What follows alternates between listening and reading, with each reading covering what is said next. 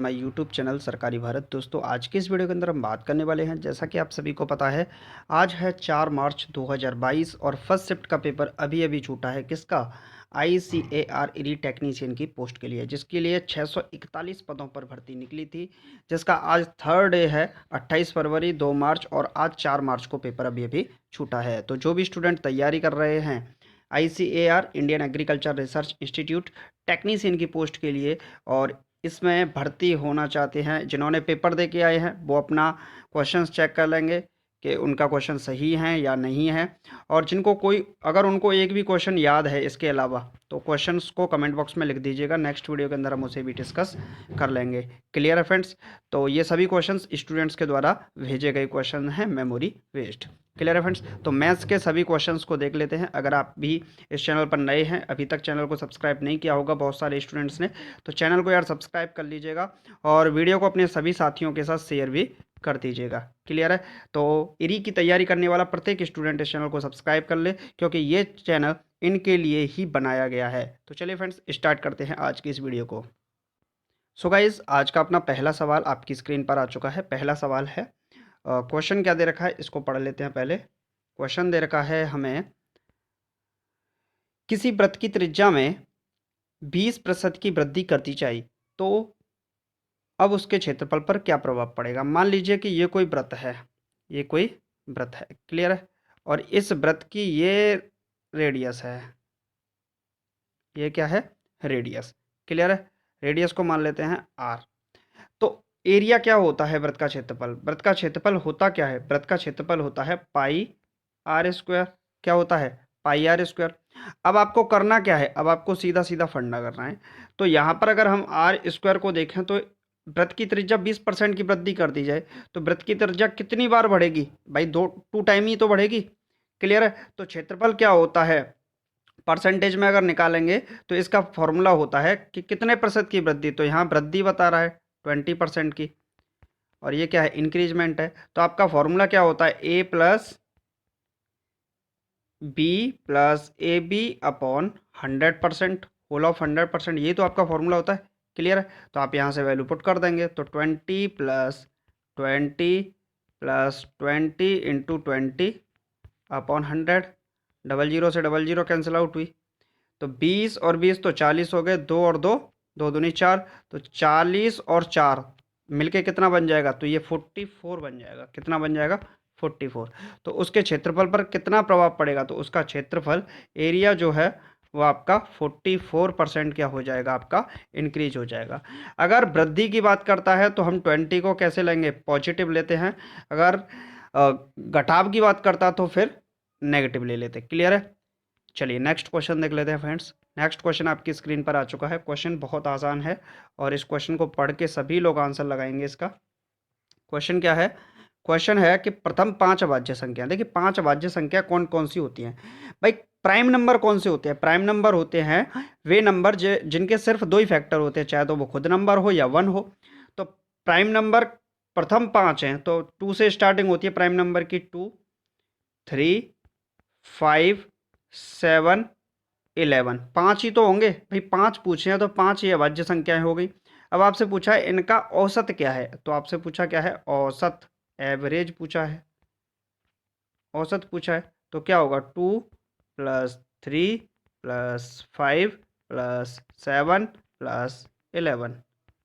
Clear है? Upon कितना हो जाएगा? 5।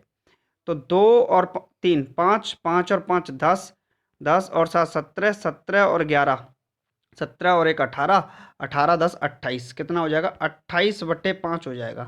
क्लियर है फ्रेंड्स? तो बस इसको सॉल्व कर लेंगे, तो एवरेज आपको निकालना है 28/5 से। 5 का डिवाइड लगेंगे, 5 5 जा 25, बचे 3, 5 6 जा 30।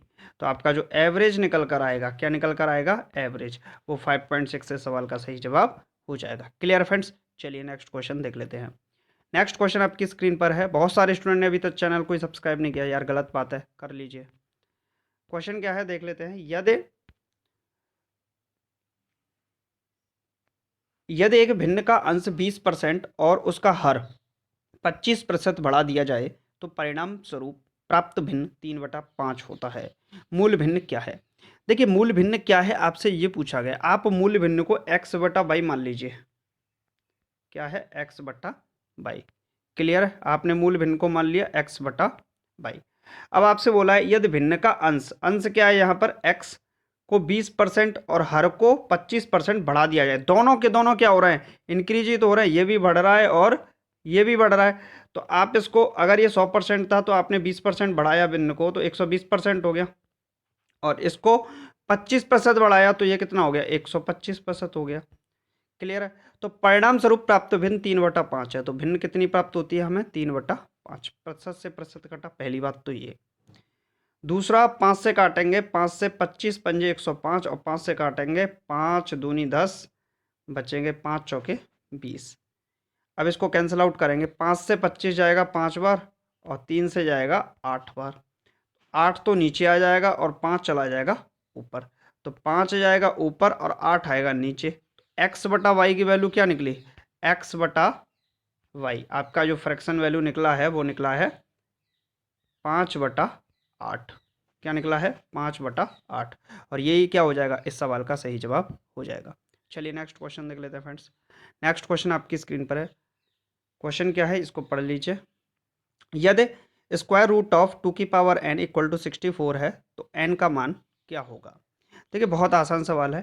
स्क्वायर रूट ऑफ 2 की पावर n, तो 2 की पावर n, स्क्वायर रूट का मतलब क्या होता है, पावर में 1/2 बराबर 64। 64 को हम क्या लिख सकते हैं, 64 को लिख सकते हैं हम 2 की पावर 6 लिख सकते हैं। जब अब आप यहाँ से n को हटाएंगे तो n को ऊपर भी तो ले जा सकते हैं, n/2 हो जाएगा। आपको पता है जब बेस सेम होता है, क्या सेम होता है, बेस सेम होता है, तो आप कंपैरिजन कर सकते हैं किसका, पावर्स का। तो आप पावर्स का कंपैरिजन करोगे तो n/2 बराबर क्या आना चाहिए, 6 आना चाहिए। इसके नीचे 1 मानेंगे, क्रॉस मल्टीप्लिकेशन करेंगे, तो 1 का n से करेंगे तो कितना हो जाएगा, आपका n हो जाएगा, और 6 का 2 से मल्टीप्लाई करेंगे तो 6 2 जा 12। तो आपका 12 किसी ऑप्शन में आंसर है या नहीं, तो ऑप्शन नंबर डी में आपका बिल्कुल सही जवाब दे रखा है। क्लियर है फ्रेंड्स, समझ में आया कि नहीं। बहुत सारे स्टूडेंट ने तो अभी भी चैनल को सब्सक्राइब नहीं किया यार, कर लीजिए। चलिए नेक्स्ट देख लेते हैं। नेक्स्ट क्वेश्चन क्या है, क्वेश्चन आपकी स्क्रीन पर है, बहुत ही आसान सवाल है, और क्वेश्चन को थोड़ा पढ़िएगा तब लगाइएगा इसका आंसर। क्लियर है, एक विद्युत उपकरण 60 सेकंड बाद तथा दूसरा 62 सेकंड बाद बजता है, वे दोनों एक साथ 10 बजे सुबह बजते हैं, तो वे फिर एक साथ कब बजेंगे।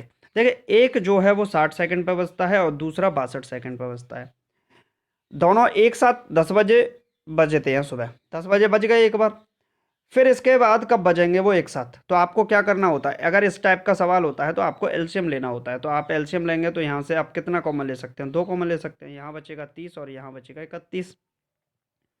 तो आपको इसमें से 2 तो कॉमन आ ही गया भाई, 2 तो कॉमन आ ही गया। अब आपको 2 भी चाहिए, 31 भी चाहिए मल्टीपल में, और आपका जो बचेगा क्या, 30 बचेगा, ये भी आएगा भाई, ये भी तो आएगा।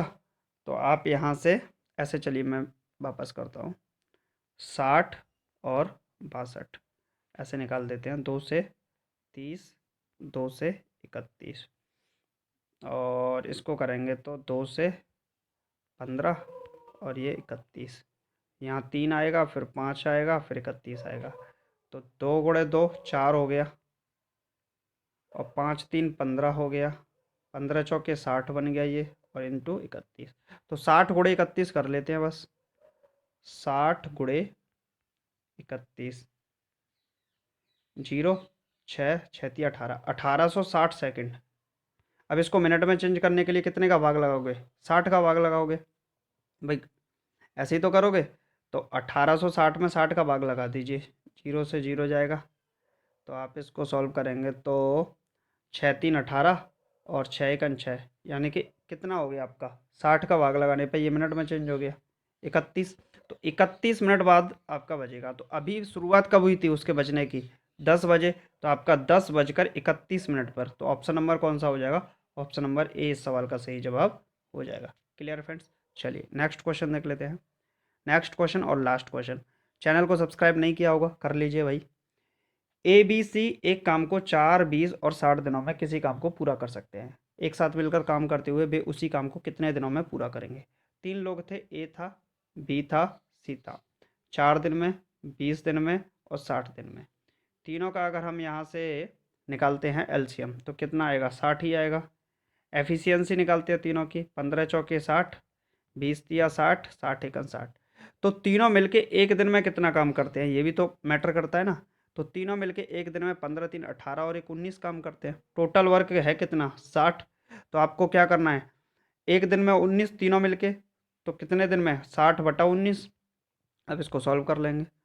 60/19 करेंगे तो 19 दिया 57, 3 मिक्स्ड 3/19, 3 मिक्स्ड 3/19। और इस सवाल का बिल्कुल सही जवाब हो जाएगा। क्लियर है फ्रेंड्स? तो आज की वीडियो में सिर्फ इतना ही। मैंने आपसे पहले भी बोला था, चैनल को सब्सक्राइब कर लीजिएगा। ICAR Indian agriculture research institute वाले स्टूडेंट्स के लिए बहुत ही ज़्यादा महत्वपूर्ण चैनल है, सब्सक्राइब जरूर कीजिएगा। चलिए मिलते हैं नेक्स्ट वीडियो में। Thank you for watching this video.